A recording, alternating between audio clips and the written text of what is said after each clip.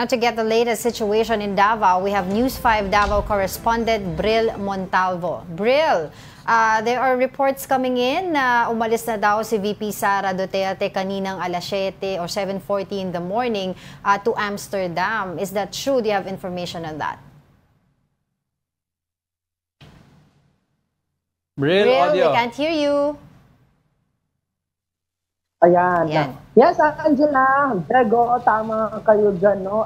Kinumpirma mismo ng opisina ng Vice Presidente na nakaalis na patungong Amsterdam, Netherlands. Ito nga si Vice President Sara Duterte kaninang pasado alas 7 ng umaga. At ayon din sa aming source, ay papunta din doon ang si First District Congressman Paulo Pulong Duterte para puntahan at tingnan ang sitwasyon, ang kalagayan ng kanilang ama na papunta na din doon sa The Hague, Netherlands.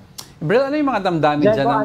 Yes, Bril, ano yung damdamin ng mga taga Davao dyan sa nangyari yesterday? No? Siyempre, yesterday medyo bugso pa ng damdamin yan. But today, day 2, do you think may mga several activities pa coming or medyo kakalma na?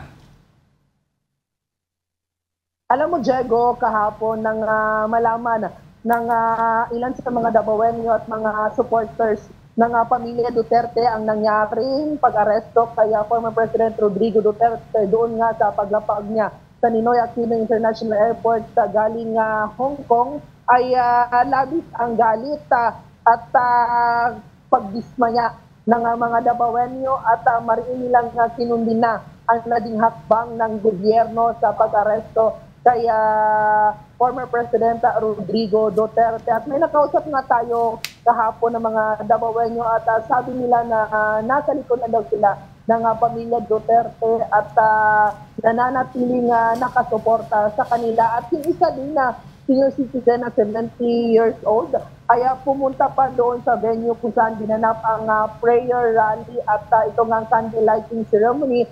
At sabi niya na nananakit daw ang kanyang dibdiba nang malaman na inaresto si former President Rodrigo Duterte at tanging ginawa niya lang ay pinagdadasal na lang niya ang kalagayan at sitwasyon ngayon ng dating presidente. At hindi lang mga taga-Davao ang pumunta dito. May nakausap din tayo galing pa ng iba't ibang parte ng Mindanao, sa Sulu, Tawi-Tawi, Basila.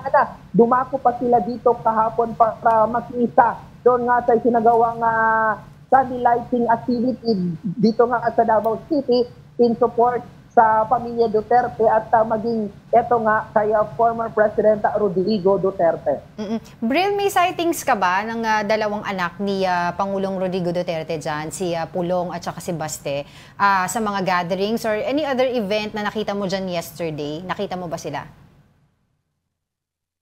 Alam mo, Angela, kahapon nga ay pasado alas 11 na ng gabi nang matapos itong candle lighting activity in support kay former President Rodrigo Duterte at hanggang sa natapos hindi natin nakita or hindi dumalo, hindi pumunta ang sino man sa pamilya Duterte, maging itong si Davao City Mayor Baste Duterte at si Davao City First District Congressman Pulong Duterte. So no show ang mga Duterte sa ginawang pagtitipon-tipon kahapon ng mga supporters ng pamilya Duterte doon nga sa Rizal Park dito sa Davao City. So moving forward, Bril, may mga rally ba magaganap this next few days to, in support of former President?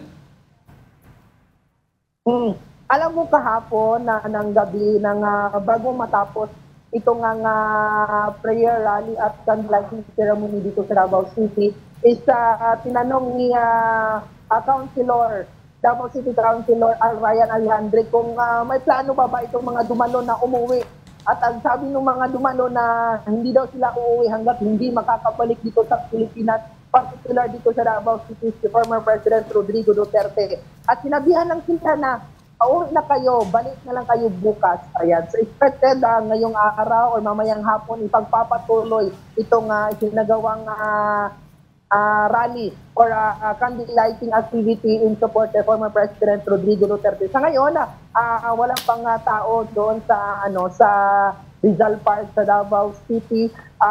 Sa tabi lang ng Davao City Hall kung saan ginanap yung prayer rally. Pero may mga stage na i-set up doon, pero hindi doon sa prayer rally, kundi sa in preparation na sa 88 araw ng Davao ngayong weekend. So expected sana na pupunta si Vice President Sara Duterte. Inahok, makikisali sa parade, sa parada ng 88 araw ng Davao, pero hindi pa natin na-confirm kung pupunta ba siya o dadalo pa siya kasi nga kasalukuyang papunta siya ngayon sa the Netherlands para tingnan ang sitwasyon ng kanyang ama na inaresto ng Interpol para pupunta doon sa The Hague ng ICC. So as we speak, tuloy naman yung magiging selebrasyon ng Davao Day dyan sa weekend. Yes, tama ka nga dyan, Angela. No? Nakausap din natin si Vice Mayor Melchor Quintain na Jr. kahapon at sabi niya, despite sa nangyari sa mga Duterte, kay former President Rodrigo Duterte, all set na.